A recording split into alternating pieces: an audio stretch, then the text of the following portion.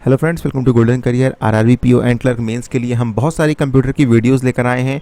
लेकिन आज कंप्यूटर की एक ऐसी वीडियो हम अभी अपने सभी जितने प्रीमियम मेंबर्स हैं, इवन फ्री मेंबर्स को भी काफ़ी ज़्यादा वीडियो देखने को मिलेगी। 2 घंटे की हम कॉन्टिन्यूअस क्लास लेंगे, कंप्यूटर के ढेर सारे एमसीक्यूज़ यहाँ पर डिस्कस करेंगे। ये पूरी 2 घंटे की वीडियो अगर आपने 2 बार भी देख ली, आपके माइंड में अच्छे से सब कुछ बैठ गया, अगर आपने अच्छे से समझ लिया, तो कंप्यूटर की कट ऑफ तो बहुत इजीली क्लियर कर लेंगे। इवन कंप्यूटर में ठीक ठाक मार्क्स भी आप ले आएंगे। तो 2 घंटे की इस क्लास को ध्यान से देखिएगा। हमारे जो फ्री मेंबर हैं उनको भी 20-25 मिनट या आधे घंटे की क्लास ही देखने को मिलेगी। इसके बाद आपको लगता है कि ये आपके लिए बेनिफिशियल रहने वाली है, तो आप हमारी मेंबरशिप परचेज कर सकते हैं। सिर्फ 99 रुपीज़ की है। वीडियो के डिस्क्रिप्शन बॉक्स में लिंक दिया हुआ है। बाकी जो मेंबर्स हैं, अकाउंट लॉगिन करें एंड कंप्यूटर सेक्शन में जाएं। जब आप अकाउंट लॉगिन करेंगे, कुछ ऐसा कंप्यूटर सेक्शन ओपन होगा। लास्ट वीडियो ही ये 2 आवर क्लास का है। ये कंप्लीट क्लास आप देखिए 2 घंटे की, एंड डेफिनेटली आपको कंप्यूटर में बहुत इंप्रूवमेंट फील होगा। एंड जो लोग कंप्यूटर बैकग्राउंड से हैं, बीसीए एमसीए बीटेक किया हुआ है, उनको कोई ज़रूरत नहीं है इसको देखने की। आप लोग तो ऐसे ही कंप्यूटर बहुत अच्छा कर सकते हैं। तो चलिए हम 2 घंटे की कॉन्टिन्यूस क्लास आज की स्टार्ट करते हैं। कि the main web page of a website is also known as. पूछा ये गया है कि जो वेबसाइट का, किसी भी वेबसाइट का जो मेन पेज होता है उसे क्या बोलते हैं। देखिए, मैंने ग्रीन ऑलरेडी कर दिया है तो आंसर सबको पता होगा, लेकिन फिर भी मैं बता देता हूँ आपको चीजें, क्योंकि जो एक्स्ट्रा बताता हूँ वो आपके जानने के लिए जरूरी है। देखिए, आप कोई भी वेबसाइट खोलते हैं ना, www डॉट या डब्ल्यू सॉरी, एंड जैसे आपने खोला google.co.in, ठीक है, कोई भी वेबसाइट, या आपने खोला amazon डॉट इन, ठीक है, तो एक पेज खुलकर आता है, जो एक डिफॉल्ट पेज खुल के आता है ना। कोई भी आप वेबसाइट खोलते हैं, गोल्डन करियर की वेबसाइट खोलते हैं तो एक डिफॉल्ट पेज खुल के आता है ना, उसी को बोलते हैं होम पेज। बाकी उसके अंदर जो वेब पेज होते हैं वो तो होते ही हैं। जैसे आपने गोल्डन करियर की वेबसाइट खोला, फिर आपने स्टडी मटेरियल पे क्लिक किया, तो वो एक नया वेब पेज खुल गया। और जो आप लिंक पे क्लिक करते हो, जिस पे क्लिक करने से एक नया पेज खुलता है, उन लिंक्स को बोलते हैं हाइपरलिंक। तो ये भी एक इंपॉर्टेंट है, ये अक्सर पूछा जाता है कि लिंक्स को क्या बोलते हैं। उनको हम हाइपरलिंक बोलते हैं। एंड जो बाय डिफॉल्ट जो पेज खुलता है, मेन वेब पेज जो होता है, उसे होम पेज बोलते हैं। ठीक है, फर्स्ट पेज, इंट्रोडक्शन पेज, ऐसी कोई चीज नहीं होती है। Ice break page, contents page, ठीक है, ये सब नहीं होता है। होम पेज ही एक नाम है, उसी बोलते हैं। And email attachments is refer to as. आप कोई ईमेल भेजते हो, क्रिएट ना, जीमेल खोलते हो, क्रिएट न्यू मेल करते हो, ठीक है, या आपने फोन पे खोलते हो, टू डालते हो, सब्जेक्ट डालते हो, सीसी डालते हो। अच्छा, सीसी जो होता है ईमेल में, वो क्या होता है, ये भी क्वेश्चन आपके पास आता है। ये होता है कॉम्प्लीमेंट्री कॉपी। ठीक है, कॉम्प्लीमेंट्री कॉपी मतलब जो आपने सीसी में ईमेल एड्रेस डालेंगे, एक कॉपी ईमेल की वहां भी चली जाएगी। ठीक है, लेकिन आपने जिसको ईमेल भेजा है उसको पता होगा कि आपने कहाँ पर भेजा है, ठीक है, ईमेल किसको, और कॉम्प्लीमेंट्री कॉपी भेजी है या कार्बन कॉपी बोलते हैं, ठीक है। तो अगर जो बीसीसी होता है, अगर बीसीसी में आप डालोगे तो होता है ब्लाइंड कार्बन कॉपी। तो किसको मेल साथ में आपने और कॉपी किसमें भेजी है, ये किसी को पता नहीं चलेगा। ठीक है, तो बीसीसी में आप ईमेल एड्रेस डालोगे तो उस ईमेल की एक कॉपी, जिसका एड्रेस आपने बीसीसी में डाला है, वो चला जाएगा, साथ ही पता नहीं चलेगा जिसको आपने मेन मेल भेजा है कि आपने ब्लाइंड कार्बन कॉपी किसे भेज दी है। तो ईमेल अटैचमेंट को बोलते हैं any document that can be attached and sent with an email. तो आप कोई भी डॉक्यूमेंट ईमेल के साथ अटैच करके भेजते हैं, उसे ही हम बोलते हैं attachment. Which of the following is not a component of the central processing unit of the computer? CPU होता है सेंट्रल प्रोसेसिंग यूनिट। और देखिए, इसमें यूएसबी तो अलग डिवाइस ही होती है, अर्थमेटिकल लॉजिकल यूनिट और कंट्रोल यूनिट। एक्चुअली ये दोनों जो यूनिट होती हैं, ये सीपीयू के अंदर ही लगी होती हैं। तो और अनइंटरप्टेड पावर सप्लाई तो आपका हो गया यूपीएस। तो उसमें पूछा गया है कि कौन से इसमें कंपोनेंट नहीं है सीपीयू के, तो बोथ 1 और 4 ये जो है कंपोनेंट सीपीयू के नहीं है। यूनिवर्सल सीरियल बस and uninterrupted power supply. Uninterrupted power supply क्या करती है, यूपीएस कंप्यूटर को पावर सप्लाई देती है। साथ में एक चीज और लगी होती है, आपके जो सीपीयू होता है उसके अंदर, ये होता है switch mode power supply, SMPS. ये क्या करती है, डिफरेंट डिफरेंट कंपोनेंट को डिफरेंट डिफरेंट करंट देती है। जैसे हार्ड डिस्क को अलग करंट चाहिए, सीडी राइटर को अलग चाहिए, अगर मदरबोर्ड को अलग टाइप का करंट चाहिए, तो अलग अलग कंपोनेंट को अलग अलग करंट देती है। इसे हम बोलते हैं एसएमपीएस। नेक्स्ट है the full form of the abbreviation URL as. एक आप वो खोलते हो, जब वेब पेज खोलते हो कोई भी, वेब पेज खोलने के बाद, सॉरी, आप ब्राउजर खोलते हो, आपने गूगल क्रोम खोला, ब्राउजर खोला, ब्राउजर खोलने के बाद आपने यहाँ डालते हो ना www.xyz.com, ठीक है, तो इसी को यूआरएल बोलते हैं। इसका फुल फॉर्म होता है uniform resource locator. Assembly language is known as which among the following. देखिए, असेंबली लैंग्वेज को लो लेवल प्रोग्रामिंग लैंग्वेज बोलते हैं, और जितने भी हार्डवेयर होते हैं, मशीन्स होती हैं, वो यही लैंग्वेज समझती हैं। सपोज आपके घर में फुली ऑटोमेटिक वॉशिंग मशीन है, ठीक है, फुली ऑटोमेटिक वॉशिंग मशीन है, तो उसमें भी आप प्रोग्राम करते हैं ना 30 मिनट वॉश हो, रिंस हो एंड कितना देर स्पिन हो, ठीक है, ये सब चीजें आप डिसाइड कर सकते हैं। तो उसमें भी अंदर एक माइक्रो कंट्रोलर लगा होता है। एंड वॉशिंग मशीन जितनी भी चीजें होती हैं, इनकी प्रोग्रामिंग जो होती है, फंक्शंस किसको प्रेस करने पे क्या होगा, ये फुली ऑटोमेटिक वॉशिंग मशीन में भी या किसी भी मशीन में जो प्रोग्रामिंग होती है वो असेंबली लैंग्वेज में ही होती है।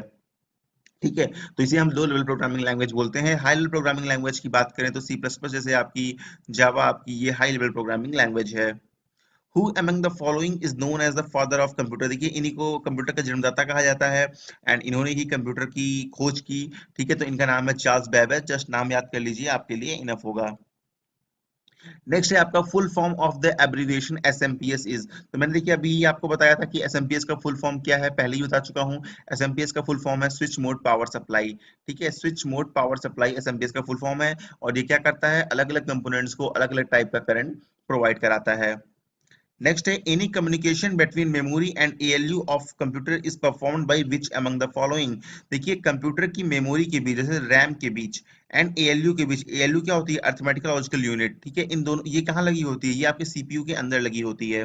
ठीक है, तो computer is performed by which among the following, तो ये कंट्रोल यूनिट जो होती है कंप्यूटर की, वो परफॉर्म करती है आपकी रैम और एएलयू के बीच में कम्युनिकेशन कराती है। ठीक है, तो कंट्रोल यूनिट इसका आंसर होगा। नेक्स्ट है software allows user to perform calculation on row and column of data, तो आप सभी ने माइक्रोसॉफ्ट एक्सेल तो यूज ही किया होगा। माइक्रोसॉफ्ट एक्सेल में देखिए ऐसे रोज एंड कॉलम्स बनी होती है जिनको, ठीक है, ऐसी तो शीट होती है माइक्रोसॉफ्ट एक्सेल की। ठीक है, तो यही वो सॉफ्टवेयर है जो आपको रोज एंड कॉलम्स के डेटा में जो है कैलकुलेशन करने की इजाजत देता है, आपको अलाउ करता है कि आप रो एंड कॉलम में कैलकुलेशन कर सकते हो। तो इसका आंसर है D, electronic spreadsheet. Next, the dash stored on a ROM chip is responsible for loading the operating system from its permanent location to the hard drive into RAM. पूछा गया है कि इनमें से कौन रिस्पॉन्सिबल होता है आपका जो ऑपरेटिंग सिस्टम है उसको जो लोड करता है। तो अगर इसका आंसर बायोस है, ठीक है, बायोस क्या होता है, ये होता है basic input output system.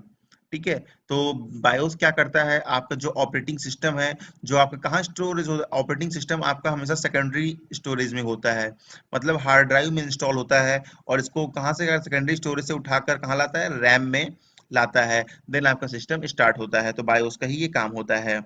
Next होता है choices in computers are refer to as, तो कंप्यूटर में जो भी चॉइसेस होती हैं, भाई आपने फाइल मेन्यू पे क्लिक किया, ठीक है, तो पूछते हैं ना नीचे क्या क्या ऑप्शंस आ रहे हैं, न्यू आ रहा है, ओपन आ रहा है, सेव आ रहा है, सेव एज आ रहा है, प्रिंट आ रहा है, प्रिंट प्रीव्यू आ रहा है, पेज सेटअप आ रहा है। ठीक है, तो इनको ऑप्शंस बोलते हैं। तो कंप्यूटर की लैंग्वेज में जो चॉइसेस होती हैं उनको हम ऑप्शन बोलते हैं। नेक्स्ट है the dash button on the quick access tool bar allows you to cancel your recent command और एक्शन, तो इसमें पूछा गया है कि क्विक एक्सेस टूल बार जो होता है उसमें आपने जो रिसेंट कोई भी एक्शन कमांड लिया है उसको कैंसिल करने के लिए क्या कौन सा बटन होता है, तो एक्चुअली सर्च कर, डॉक्यूमेंट, अंडू, ऐसा कोई भी बटन नहीं होता है जो रिसेंट कमांड को कैंसिल कर सके टूल बार पर, तो इसका आंसर है नन ऑफ दीज।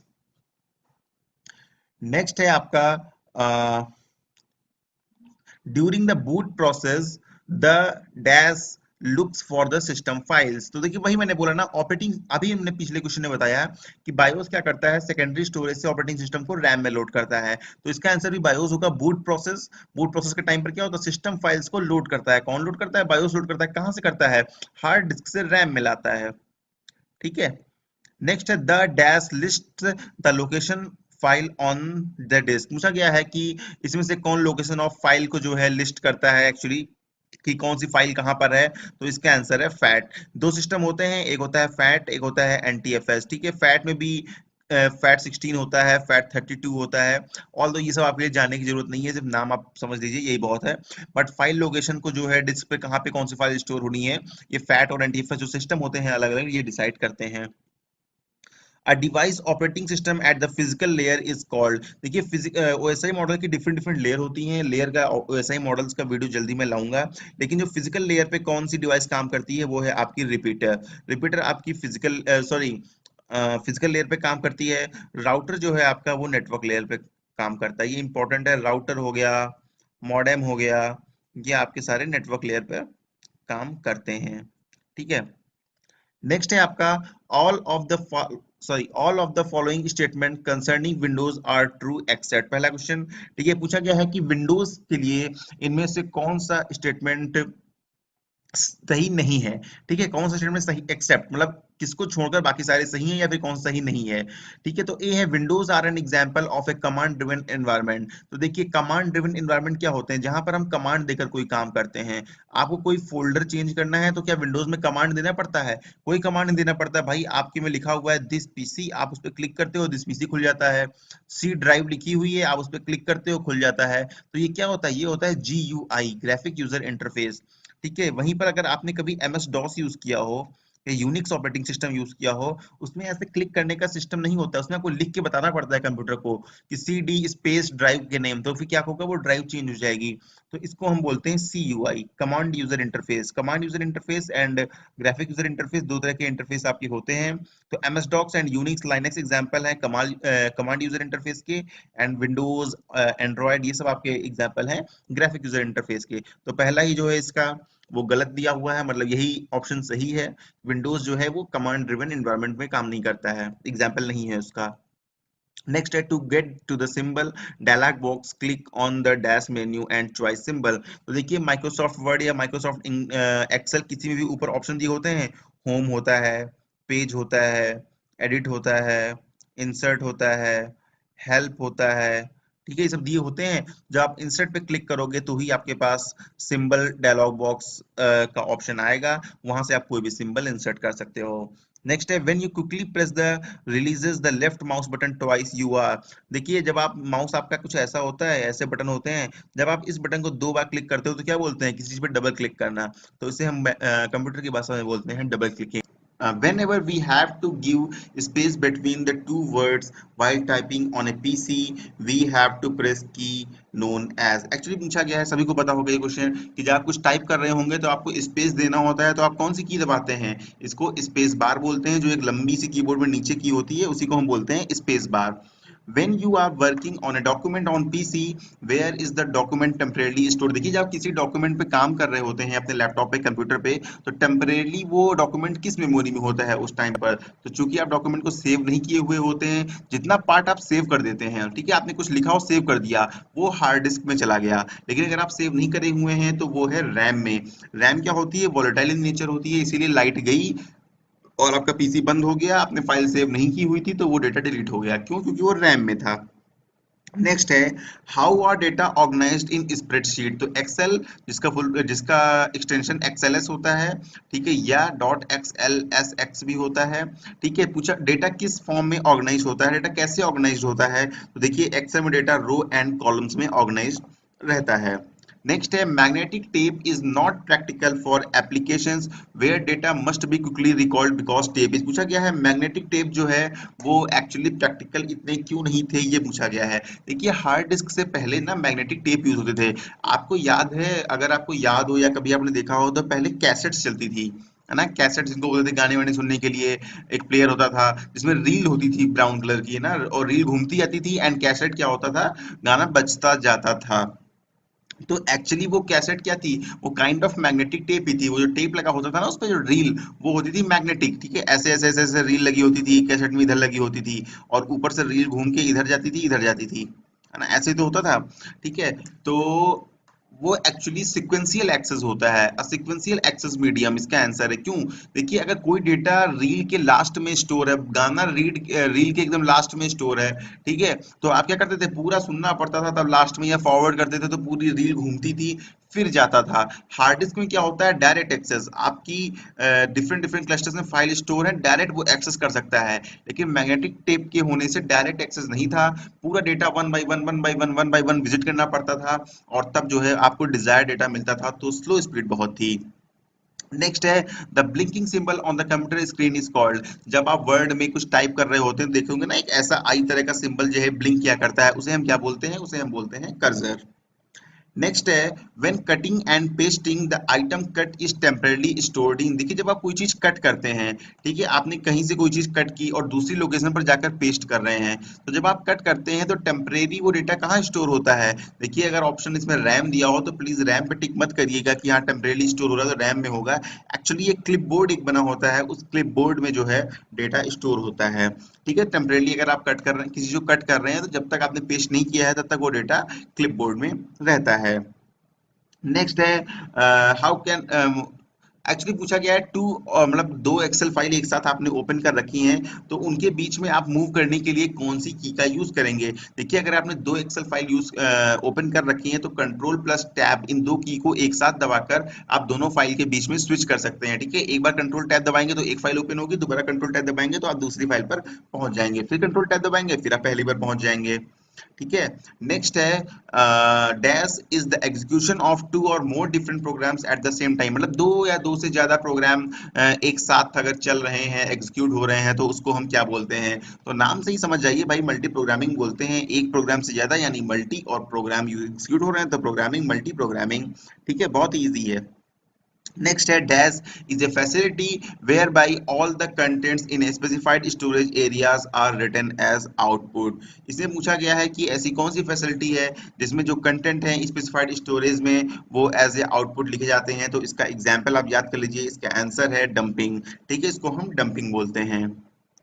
नेक्स्ट है which of the following people probably has the least amount of technical knowledge. पूछा गया है जो नीचे लोग दिए हुए हैं इनमें से सबसे कम नॉलेज कंप्यूटर की किसे होगी। देखिए प्रोग्रामर के पास भी नॉलेज होगी, वो तो पूरा प्रोग्राम ही कर रहा है, उसके पास तो सारी नॉलेज होगी। ठीक है, computer analyst, computer system analyst, system analyst क्या, तो सिस्टम को एनालाइज करता है। कंप्यूटर ऑपरेटर है जो कंप्यूटर को ऑपरेट कर रहा है। ठीक है, आपने देखा होगा ना कंप्यूटर ऑपरेटर होते हैं जो बैंक में चलिए क्लर्क होते हैं, सब कंप्यूटर ऑपरेटर ही समझिए। ठीक है, कंप्यूटर ऑपरेट सिर्फ कर रहे हैं, उसके पीछे क्या हो रहा है ये आपको नहीं पता है। ठीक है, कंप्यूटर प्रोफेशनल अगेन कंप्यूटर से जो फील्ड से जुड़े हुए हैं। और यूजर इसका सही आंसर है, यूजर को सबसे कम नॉलेज होती है कंप्यूटर की। ठीक है, अनटिल यूजर एक कंप्यूटर फील्ड से ही ना हो तो अलग बात है, बट एक सिंपल यूजर है तो उसको कंप्यूटर की सबसे कम नॉलेज होती है। नेक्स्ट है the central processing unit consist of. एक जो सेंट्रल प्रोसेसिंग यूनिट होती है उसमें क्या क्या होता है ये पूछा गया है। तो इसका आंसर है control unit, arithmetic logical unit and primary storage. इसके पहले भी मैंने आपको बताया है कि सीयू एएलयू सीपीयू का ही पार्ट होते हैं। प्राइमरी स्टोरेज सीपीयू में कौन सी होती है, सीपीयू के अंदर लगी होती है कैश मेमोरी, जो कि 2 से 8 एमबी 10 एमबी के बीच कहीं भी हो सकती है एक नॉर्मल कंप्यूटर में। ठीक है, तो कैश मेमोरी प्रोसेसर के अंदर होती है, इतना आप याद रखिएगा। रैम भी प्राइमरी स्टोरेज है बट वो प्रोसेसर में नहीं लगी होती है, वो बाहर लगी होती है मदरबोर्ड में। नेक्स्ट है व्हाट की links record from one database table. Actually पूछा गया है कि दो टेबल है डेटाबेस में। ठीक है, एक टेबल ये है जिसमें कुछ डेटा स्टोर है, एक टेबल एक और है इसमें कुछ डेटा स्टोर है। तो इन दोनों टेबल को कौन लिंक करेगा पूछा गया है। तो देखिए ये एक थोड़ा डीप कॉन्सेप्ट है, अगर कंप्यूटर फील्ड से नहीं है तो बस आप ये समझ लीजिए कि कोई यूनिक रिकॉर्ड है, मतलब जो डुप्लीकेट जिसका नहीं बन सकता, उसके लिए होती है प्राइमरी की। ठीक है, और दो टेबल को लिंक करने के लिए हमेशा होती है फॉरेन की, तो इसका आंसर है फॉरेन की। नेक्स्ट है if you wish to limit what you would see on an Excel worksheet what data function would you use. इसमें पूछा गया है कि आप कौन सा फंक्शन यूज करेंगे अगर आप कुछ लिमिटेड डेटा देखना चाहते हैं। देखिए एक्सेल में एक फाइल बनी हुई है जिसमें नेम लिखा हुआ है और सिटी का नाम लिखा हुआ है, पर्सन का मोबाइल नंबर लिखा हुआ है। ठीक है, अगर आप एक स्पेसिफिक सिटी के पर्सन को देखना चाहते हैं तो यहाँ पर आप फिल्टर लगा देंगे, फिल्टर में वो सिटी सिलेक्ट कर लेंगे तो उसके सिर्फ उसी शहर के लोग एक्सेल फाइल दिखाएंगे। ठीक है, तो इसका आंसर है फिल्टर। फिल्टर लगाने से आप लिमिटेड डेटा देखेंगे जो आपको जरूरत हो। नेक्स्ट दिया हुआ है and dash converts all the source code into machine code. पूछा गया है कि सोर्स कोड को मशीन कोड में कन्वर्ट करके एक एग्जीक्यूटेबल फाइल कौन बनाता है। तो इसका आंसर है कंपाइलर। सोर्स कोड क्या होता है, जो प्रोग्राम लिखा जाता है ना किसी लैंग्वेज में, जावा में, सी प्लस प्लस में, जो एक प्रोग्रामर लिखता है उसे बोलते हैं सोर्स कोड। कंपाइलर क्या करता है, सोर्स कोड को मशीन कोड में कन्वर्ट करके एक एग्जीक्यूटेबल फाइल बनता है जो हमारे सिस्टम पे एग्जीक्यूट हो सके। एग्जीक्यूटेबल फाइल का एक्सटेंशन डॉट .exe होता है। ठीक है, तो कंपाइलर का काम है सोर्स कोड को मशीन कोड में कन्वर्ट करना, इसका आंसर भी है compiler. The colour of an object is an example of. देखिए किसी ऑब्जेक्ट का कलर क्या है, किस चीज का एग्जाम्पल है। देखिए कोई ऑब्जेक्ट है, क्या है ऑब्जेक्ट, मतलब कुछ भी। भाई पेन, पेन क्या हो गया, पेन एक ऑब्जेक्ट है भाई। पेन है, ये एक ऑब्जेक्ट है, ये पेन हो गया। ठीक है, अब पेन किस कलर का है? पेन ब्लू कलर का है, तो ये उसका एट्रीब्यूट हो गया। एट्रीब्यूट मतलब जो उसके आप विशेषता समझ लीजिए, उसके अंदर की डिटेल समझ लीजिए, तो इसका आंसर एट्रीब्यूट है। ठीक है, पेन अगर एक ऑब्जेक्ट है तो ब्लू कलर उसका एट्रीब्यूट है। ठीक है, तो ऑब्जेक्ट का जो कलर होगा वो उसका एग्जाम्पल किस चीज का है? एट्रीब्यूट का है। नेक्स्ट है a dash is anything that can cause harm. ठीक है, थ्रेट, यहाँ पर थ्रेट भरेंगे अगर आप, तो एक थ्रेट है वो कुछ भी हो सकता है, वो एक सॉफ्टवेयर हो सकता है, वो एक प्रोग्राम हो सकता है, वो एक वर्ड की फाइल हो सकती है जो मॉडिफाइड की गई हो। ठीक है, वो एक ईमेल में आया हुआ कोई अटैचमेंट हो सकता है। ठीक है, तो कुछ भी एक थ्रेट हो सकता है जो आपको हार्म पहुंचा सकता है। In the right setting a thief will still your information by simply watching what you type. देखिए, अगर आप एटीएम का यूज कर रहे हैं, अपना पिन टाइप कर रहे हैं, कोई किसी भी तरीके से आपका पिन देख लेता है, ठीक है, बाद में एटीएम कार्ड आपका पा जाता है तो आपके पैसे निकाल लेगा। ठीक है, तो आपको देख के आप क्या टाइप कर रहे हैं, इसको क्या बोलते हैं? इसको बोलते हैं शोल्डर सर्फिंग। ठीक है, शोल्डर सर्फिंग मीन्स होता है कोई आपको क्या टाइप कर रहे हो ये देख ले और फिर आपकी जो इन्फॉर्मेशन है वो चोरी कर ले।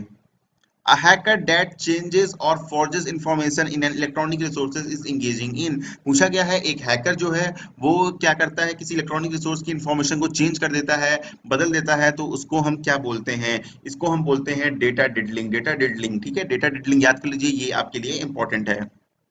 नेक्स्ट है which computer, sorry, just a minute, हाँ, which computer virus records every movement you make on your computer. देखिए, की लॉगर टाइप के जो वायरस होते हैं ना, वो एक एक मूवमेंट आपके रिकॉर्ड करते हैं। इवन ये भी रिकॉर्ड कर लेते हैं आप कौन कौन से टाइप की प्रेस कर रहे हैं। साइबर कैफे में जाते हैं, बहुत बार की लॉगर पड़ा होता है, वहां पर आप जितनी भी यूजर नेम पासवर्ड बैंक कितनी भी आपकी सिक्योर्ड वेबसाइट्स हो, तो आपने की कौन कौन सी प्रेस की है वो रिकॉर्ड कर लेते हैं, एंड बाद में कोई भी देख सकता है कि क्या की आपने प्रेस की, तो आपकी क्या यूजर नेम क्या है, पासवर्ड क्या है। तो बेसिकली जो पब्लिक कंप्यूटर्स हैं उनमें आप सिक्योर्ड इन्फॉर्मेशन देने से बचिए, अपने एटीएम की डिटेल, अपने इंटरनेट बैंकिंग यूज करने से बचिए। नेक्स्ट है a server uses application software to support its client computers. देखिए, जो बैकएंड सॉफ्टवेयर यूज करता है सर्वर अपने क्लाइंट को सपोर्ट करने के लिए, मैंने बताया था क्लाइंट सर्वर और क्लाइंट हमेशा साथ ही रहेंगे, सर्वर रहेगा मेन और क्लाइंट को सर्विस देगा, तो बैकएंड सॉफ्टवेयर यूज होते हैं। नेक्स्ट है the maximum zoom percentage in MS power point is. तो देखिए, पावर पॉइंट में मैक्सिमम जूम परसेंटेज होता है 400%, मैक्सिमम 400% आप जूम कर सकते हैं। अगला क्वेश्चन ये है कि retail employees typically use terminals to process sales transaction. भाई, आप गए होंगे बिग बाजार या कहीं भी स्टोर में, आप अपने एटीएम कार्ड से पेमेंट करते हैं, तो वहीं से ट्रांजैक्शन होता है, पैसे जाते हैं, तो एटीएम कार्ड को एक ऐसी लंबी सी मशीन होती है, उसमें स्वैप करते हैं या फिर कार्ड लगा देते हैं, तो उस मशीन को क्या बोलते हैं? POS, point of sale machine. तो इसका आंसर है point of sale, POS. Next है which of the following is not a source of virus. इसमें से कौन वायरस का सोर्स नहीं है? तो एक्चुअली ईमेल मैसेज वायरस का सोर्स नहीं है, लेकिन ईमेल के साथ अगर कोई अटैचमेंट आया हो उसको आप डाउनलोड कर लें तो वो वायरस हो सकता है, लेकिन सिर्फ ईमेल मैसेज आपके वायरस का सोर्स नहीं है। विच printer type is an impact printer. देखिए, मैंने प्रिंटर की जब वीडियो बनाई थी पार्ट 1 या पार्ट 2, तो उसमें मैंने बताया था जो किसी चीज पे इम्पैक्ट करे वो होता है इम्पैक्ट प्रिंटर। तो डॉट मैट्रिक्स प्रिंटर क्या करते हैं? पेपर पे डॉट करके डॉट डॉट बना के इम्पैक्ट करते हैं, तो डॉट मैट्रिक्स प्रिंटर है एक इम्पैक्ट प्रिंटर। नेक्स्ट आपका क्वेश्चन ये है कि which of the following is saved to non contiguous cluster on a hard disk. तो non contiguous cluster hard disk में जो स्टोर होते हैं, इसकी डिटेल समझाने जाऊंगा तो बहुत टाइम लगेगा, एंड मे बी बेसिक से ना समझाऊं तो आपकी समझ में भी ना आए, तो इसका आंसर बस फ्रेगमेंटेड फाइल है, आप ये याद कर लीजिए। विच of the following is used for close A tab on browser. भाई, आप क्रोम यूज कर रहे हैं, बहुत से टैब खुले हुए हैं, एक एक टैब आपको क्लोज करनी है तो कौन सा की दबाएंगे? कंट्रोल प्लस डब्ल्यू दबाएंगे तो आपकी टैब क्लोज हो जाएगी। नेक्स्ट है वॉर्म स्टैंड फॉर। देखिए, वॉर्म क्या फुल फॉर्म इंपॉर्टेंट है, इसका है राइट वंस रीड मेमोरी। ठीक है, एक बार लिखा जाएगा उसके बाद आप रीड कर सकते हैं, बस दोबारा आप उस पर राइट नहीं कर सकते हैं, ऐसी मेमोरी। ठीक है, तो बेसिकली रोम भी ऐसी ही होती है, आप एक बार उसमें कुछ टाइप कर दिए, परमानेंट हो गया, अब आप रीड कर सकते हैं, तो राइट वंस रीड मेमोरी होती है warm. A circuit with about 100 transistors fabricated on a single chip is called। Basically बोला गया है कि एक सर्किट है जिसमें 100 या 100 के आसपास ट्रांजिस्टर्स लगे हुए हैं और एक सिंगल चिप में लगे हुए हैं, उसको क्या बोलते हैं? ठीक है, इसको बोलते हैं MSI। नेक्स्ट है व्हेन सेंडिंग, देखो आपने LSI होता है लार्ज स्केल इंटीग्रेशन, MSI होता है, ठीक है, VLSI होता है, ठीक है, ये सब जनरेशन बाय जनरेशन अपग्रेडेशन हुआ है। ठीक है, जैसे ये very large scale integrated chip होती हैं, ठीक है, ये मीडियम स्केल इंटीग्रेटेड चिप होती हैं, तो ये बेसिकली चिप्स होती हैं, एंड LSI MSI VLSI नाम डिपेंड करता है कि उसमें कितने ज़्यादा सर्किट्स हैं, कितने ट्रांजिस्टर्स लगे हुए हैं। नेक्स्ट है when sending an email the dash line describes the content of the message. मतलब ईमेल जब आप भेजते हैं तो ऐसी कौन सी लाइन होती है जिसको पढ़ के पता चल जाता है कि भाई इस ईमेल किस के रिगार्डिंग किया गया है, इस ईमेल में मैसेज क्या है, इस ईमेल में कोई क्या कहना चाहता है। तो आप सभी को पता होगा कि सब्जेक्ट में आप लिखते हैं ईमेल, तो उस सब्जेक्ट को पढ़ के ही पता चल जाता है कि ये ईमेल किसके रिगार्डिंग है। अगर आप अपने ब्रांच मैनेजर को या आप अपने रीजनल ऑफिस को बैंक में मेल करेंगे छुट्टी के रिगार्डिंग, तो आप क्या लिखेंगे सब्जेक्ट में लिखेंगे रिगार्डिंग लीव ऑन डेट इतने। ठीक है, तो आपने ऐसे लिख दिया कुछ सब्जेक्ट, तो सब्जेक्ट पढ़ के क्लियर हो जाएगा कि हाँ भाई इस मेल में क्या कहा जाएगा।